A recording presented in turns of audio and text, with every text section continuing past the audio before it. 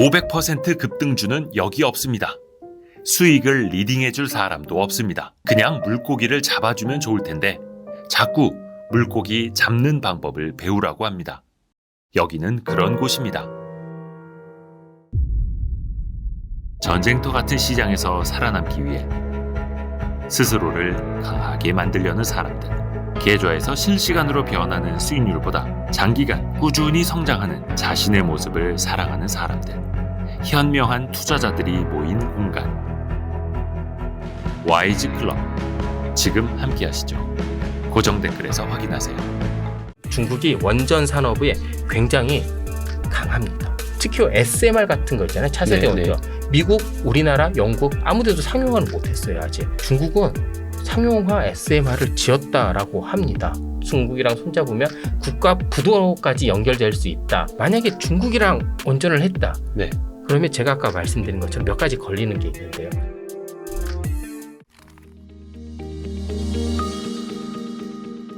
원전이 그냥 원전만 놓고 우리가 뭐 환경이라든지 뭔가 뭐 수주전, 건설, 기술력 이것만 따지는 게 아니네요. 완전 거의 국가 대 국가로 동맹을 맺는 수준. 야. 그렇기 때문에 우리가 다른 거 얘기를 하면 예를 들어 뭐 업체별로 많이 경쟁 관계를 얘기를 하잖아요. 원전 같은 경우에는 나라별로 붙습니다. 그렇기 때문에 어디가 가져갈까? 한국이 가져가냐? 미국이 가져가냐? 중국, 러시아, 프랑스? 이렇게 나라별로 얘기를 많이 하잖아요. 거의 국가대표로 그냥 붙는 거네요. 맞습니다. 기업별 그냥 민간 차원으로 되는 게 아니라 그렇죠. 군사 지원까지 해줘야 되니까. 야, 재밌네. 그러면 러시아는 여기서는 전쟁 이후에는 그냥 완전히 아웃이라고 보면 되는 거예요? 네, 거의 그냥 아웃이라고 보면 됩니다. 사실 그 러시아가 수출한 나라들이 있잖아요. 지금 기자재가 잘 안 들어가고 있다고 하더라고요. 러시아가 유지 보수를 해줘야 되는데 수출 건설을 해줘야 되는데 그 건설 짓다가 말았다고? 아직 지금 짓고 있는 중이에요 여기. 근데 그 기자재도 지금 잘 안 가고 있는 상태라고 하더라고요. 그리고 여기 보세요. 우크라이나에 수출했는데 우크라이나가 지금 싸우고 있잖아요. 러시아가 우크라이나에다가 원전을 수출했던 거예요? 그러면 만약에 이게 완공이 됐다라고 해도 그 다음에 모르겠어요. 제가 봐왔던 푸틴, 제가 푸틴은 잘 모르지만 아니면 제가 그냥 러시아 사람이라고 해도 미워서 안 보내줄 것 같아요. 그렇죠. 그리고 또 받기도 싫고. 침공당한 나라에서 뭐 짓던 원전은 마저 지어야 되니까 러시아 기술자를 들어오세요 하는 것도 웃기고 말도 안 되고. 근데 이런 게 실제로 또 일어나기도 했습니다. 러시아의 로사톰이라는 되게 큰 원전 회사가 있는데요. 여기가 터키에 EQU 원전 발전소를 짓고 있었어요. 제가 한번 가지고 와봤는데요. EQ 원전 발전소라고 여기 보면 지금 짓다가만 이 사진 보이시나요? 지금 이거 짓고 확대 있나요? 될걸요? 한번 확대해 줘봐요. 이렇게 지금 보면 이게 지금 짓다만 거예요? 지금 짓고 있잖아요. 터키에 있는 AQU? EQU? AQU라고 EQU라고 하더라고요. 어려워. 그래서 요게 있는데 이게 여기 남부에 있습니다. 터키 남부에 이렇게 지중해로 이렇게 빠져나가는 이 흑해 여기에 딱 있는데요. 여기에 로사톰이 부품과 장비를 조달하지 못해가지고요. 그리고 약속한 자금도 제공하지 못했습니다. 그래서 현재 난항을 겪고 있다라고 하더라고요. 실제로. 그러니까 이건 완전히 뭐 80년 동맹 생각하고 러시아한테 맡긴 건데 터키가 지금 붕 떴네 그냥. 근데 여기 좀 예전에 한번 쭉 우리 러시아 우크라이나 전쟁 이후 터키의 스탠스를 한번 봐보세요. 터키는 물론 그 지정학적으로 굉장히 좋은 위치에 있어서 이 편도 듣고 저 편도 듣고 내가 중간에서 주재자 역할도 할 수 있겠지만 이런 것도 있어요. 그러니까 러시아를 완전히 배척하기 힘든 원인 중에 하나 분명히 이것도 있습니다. 근데 러시아가 일단은 완전히 아웃됐고 그 시장을 또 누군가 쟁취할 거 아닙니까? 러시아의 자리를 대체할 수 있는 나라들. 누구나 생각할 수 있는 그 나라입니다. 우리나라? 아니요. 그러면? 러시아랑 가장 가까웠던 나라. 중국? 지금도 가까운 나라. 중국이 우리가 그런 얘기를 하잖아요. 뭔가 중국 상품은 굉장히 믿음이 안 가고 얘네들은 첨단 산업에 굉장히 약할 것 같잖아요. 아닙니다. 이제 많이 올라왔죠. 그리고 중국이 원전 산업에 굉장히 강합니다. 기초 체력부터 끝까지. 원전을 잘 만들어요? 중국이? 원자력 산업 자체가 되게 강해요. 핵무기도 얘네들 스스로 만들었잖아요. 그렇죠. 그런 것부터 보면 그 원자력 관련 산업이 굉장히 탄탄합니다. 중국이 앞으로 한 15년 동안 해외에 150개 이상 원전 건설하는 게 목표예요. 150개 이상? 스케일이 다르죠. 우리나라는 2030년까지 10개. 예. 얘네들은 앞으로 15년. 이게 작년 기준에 15년이니까 한 우리보다 한 7, 8년 더 후에 150개면 훨씬 많이 잡고 있는 거죠. 그렇죠. 그리고 원전 수출의 핵심 지역들이 있을 거 아니에요. 네. 그게 어디 지역이냐면요. 여기 보는 1대1로 지역들입니다. 이야. 네. 이 1대1로 지역들을 중심으로 얘네들이 원전을 수출을 하려고 합니다. 자, 왜 1대1로 지역을 중심으로 원전을 수출을 하려고 얘네들이 계획을 세웠을까요? 뭐 다 같이 들어간다 그랬잖아요. 군사도 들어가고 발전도 네. 들어가고 인프라도 깔고 네. 돈도 들어가고 맞습니다. 장악을 해버리는 거네. 네. 여기에 보면 대부분 1대1로의 핵심이 예. 그 항구 지어주는 거예요. 항구. 네. 아, 원전은 그 바닷가에 져야 되니까. 항구를 지어주는 건데 아. 이렇게 별거 없는 곳에다가 항구만 지으면 뭐 합니까? 네. 발전 시설도 지어야 되겠죠. 그렇죠. 그래서 원래 이런 항구들이 쫙 들어간 곳에는 화력 발전소를 얘네들이 항상 지어줬었어요. 네네네네. 왜냐하면 화력 발전소가 빨리 싸게 확 지을 수 있으니까요. 네네네.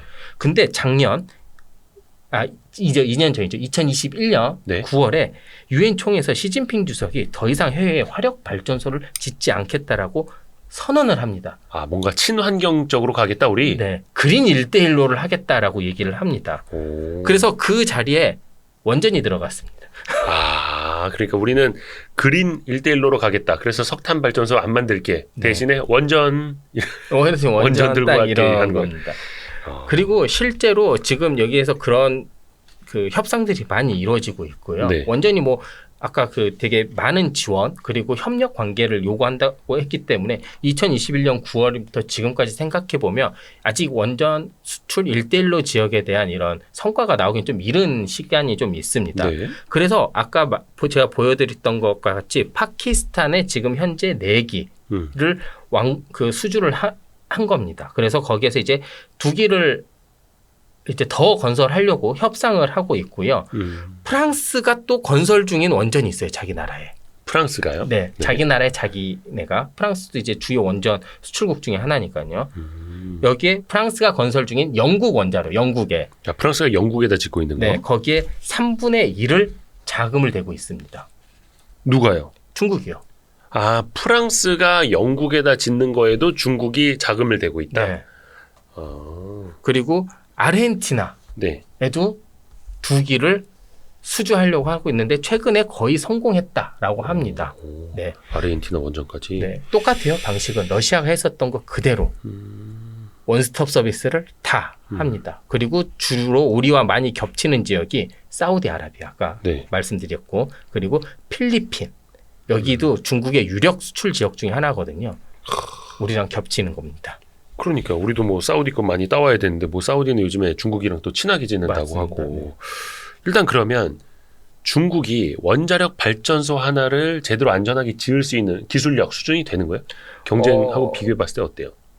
사실 중국의 모든 산업은 약간 베일에 가려진 측면이 있습니다. 왜냐하면 우리가 직접 가가지고 막 검사를 하긴 좀 네. 그렇잖아요. 그래서 제가 지금까지 나와 있는 것만 정확하게 팩트로만 말씀을 드리겠습니다. 일단 중국이 원전 자체를 지을 수 있는 기술력은 있습니다. 특히 SMR 같은 거 있잖아요. 차세대 네, 원전. 네. 미국, 우리나라, 영국 아무 데도 상용화를 못했어요. 아직. 상용화까지는 아니고. 네, 예. 지금 이제 실험실 단위에서 예. 이렇게 하고 있는데요. 중국은 상용화 SMR을 지었다라고 합니다. 아, 이미 지었다고요? 상용화 하고 있다고요? 네. 중국에 보면 SMR 건설을 하나 이렇게 딱 해놓은 게 있어요. 네네네. 그래서 준공식을 했거든요. 최근에. 네. 그래서 SMR 이미 상용화했다고 얘네들은 밝히고 있습니다. 정확하게. 아직 세계에서 아무 데도 못하는데. 네네네. 근데 이제 서구에서는 이런 얘기를 합니다. 저게 진짜 SMR이 맞을까? 조금 작은 원전이 아닌가? 그러니까 이게 모듈화가 되게 중요한 거거든요. 아, 그냥 크기만 작다고 되는 게 아니라 네. 모듈화가 핵심. 네. 스몰 리액터가 아니라 네. 스몰 모듈러 리액터예요. SMR은. 근데 아무리 봐도 이거 스몰 리액터인가 약간 이런 시선이 좀 있는데요. 지금 사실 가장 빠른 곳이 뉴스케일 파워라고 우리나라 기업들이 많이 투자한 데 있잖아요. 여기가 울진에 2030년까지 SMR 462메가와트 규모로 짓는다라고 합니다. 뉴스케일 파워는 미국 기업이죠. 네. 예. 80메가와트 6개 정도를 얘기를 한다고 하는데요. 이게 또 서로 여기도 견제가 되게 심한 분야예요. 아직 사업도 열리지 않고. 제가 다른 미국 회사 몇 군데 아시는 분들이 있어서 전화해봤더니 뉴스케일 파워는 이거 못 지을 것 같은데 라는 얘기도 많이 하는데요. 어찌됐건 지금 가장 빠른 SMR 단지가 만약에 이게 계획대로 되면 여기도 가장 빠른 SMR 단지 중에 하나가 될 수도 있습니다. 그리고 다시 또 중국 얘기로 가면 중국이 80년대부터 원자력 발전소를 했었었는데 해외 기술 원전, 그러니까 러시아 기술을 기본으로 원전을 발전을 시킵니다. 그런데 이제 핵심 기술 같은 거는 이제 특허권든 지재권도 이제 많이 가지고 있습니다. 국제적으로. 그래서 이제 자체 기술로만 푸칭 원자력 발전소 5호를 2020년 11월부터 가동시켰고요. SMR은 뭐 링롱 1호라는 SMR은 세계 최초로 준공을 했고 이게 국제 원자력 기구로부터 안정성도 승인받았습니다. 그러니까 우리가 뭐 객관적으로 검증할 수 있을지는 모르겠습니다만 일단은 외형적으로는 중국도 원전을 많이 짓고 있고 SMR도 하고 있고. 네. 근데 또 이제 중국산의 강점은 가격이잖아요. 네. 가격도 많이 저렴해요? SMR이 아니라 원전 예. 엄청 저렴합니다. 엄청 싸요? 네. 어떻게 원전을 싸게 할까요? 그렇죠. 그건 규모가 굉장히 큰 건데 프로젝트가. 그렇죠. 더 키웁니다. 국내에서도 원전을 엄청 짓고 있잖아요. 얘네 예. 서해안에. 예. 그리고 수출도 아까 그 중국 국내에서. 네. 예. 15년 동안 150개 한다 그랬잖아요. 네네. 자, 그러려면 기자재를 하나를 만들 거를 100개를 만드는 겁니다. 얘네들은. 싸게 많이. 네.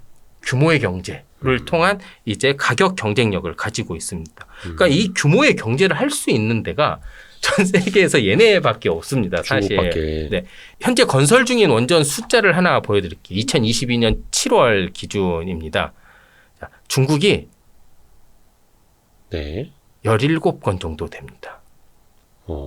인도가요. 예. 한 7, 8개 정도 되고요. 네. 러시아는 올스톱했으니까 일단 빼겠습니다. 터키가 한 3개 정도 되고 우리나라도 이거는 그 신한울 5, 6호기, 아니 신고리 5, 6호기가 이제 3, 4, 5기가 이제 건설되기 전 그리고 신고리 이거 그 전에 2022년 7월이기 때문에 네. 이때 신고리 5, 6호기랑 신한울 2호기가 포함돼서 3기입니다.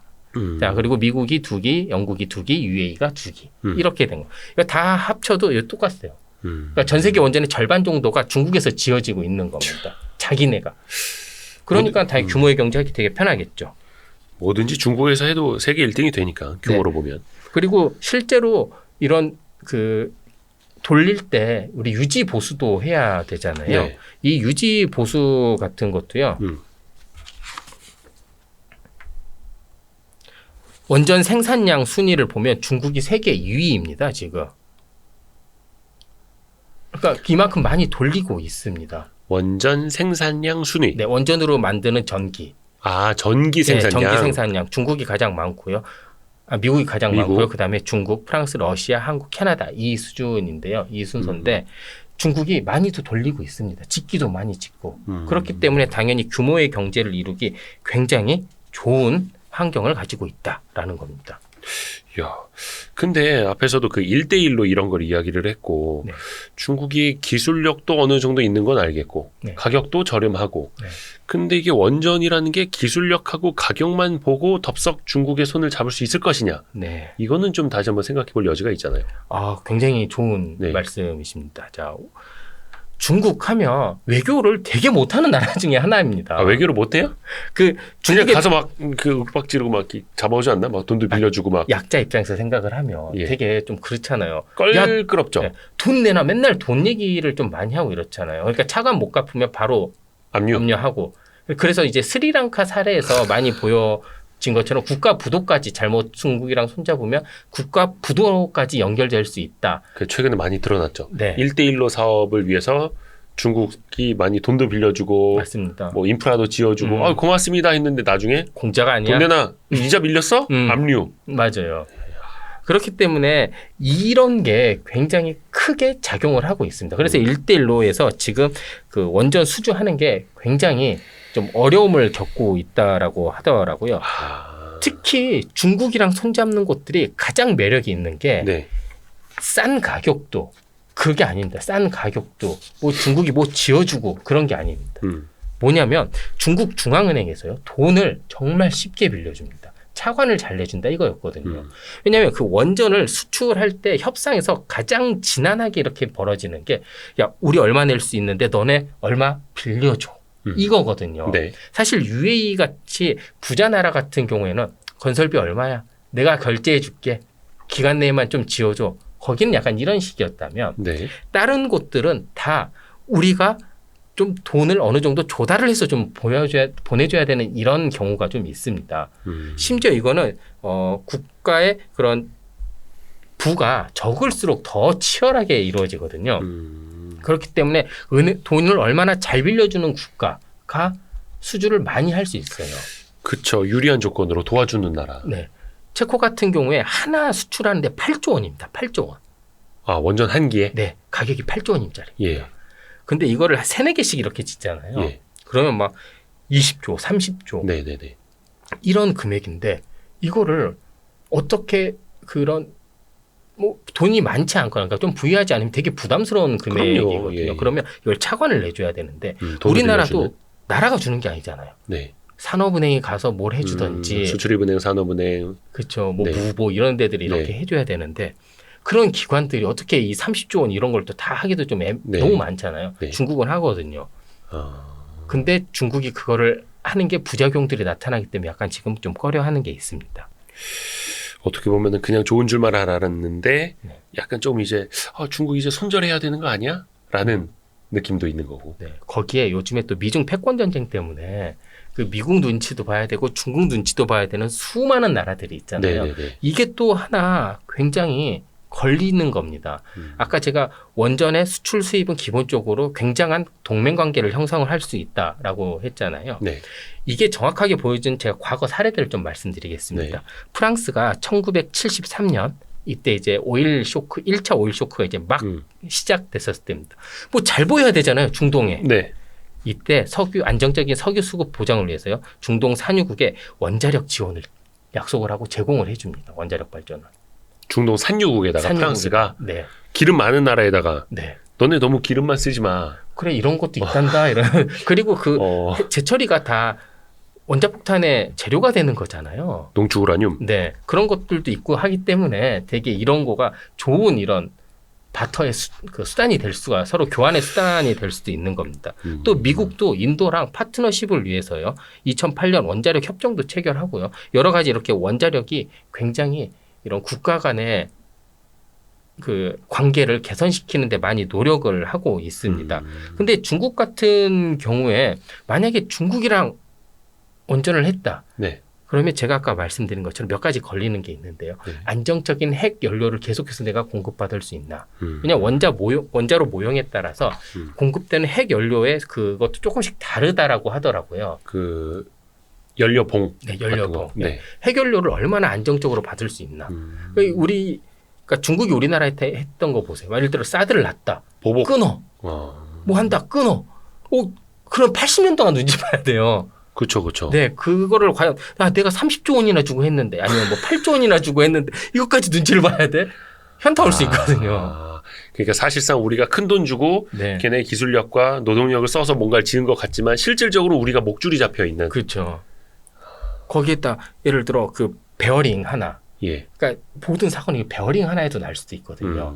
이 베어링이 이거 고장 나서 멈춰 있어요. 그러면 요거 빨리 가져와 해야 되는데. 그동안에 원전 그냥 멈춰 있어야 네. 되고. 이거라면 굉장히 손해거든요. 그리고 거기에다가 요즘 같은 시기에 중국이랑 이렇게 했다가 예를 들어 미국 눈밖에 났다. 네. 그러면 또 힘들 수도 있고. 또 조심해야 되겠네요. 네.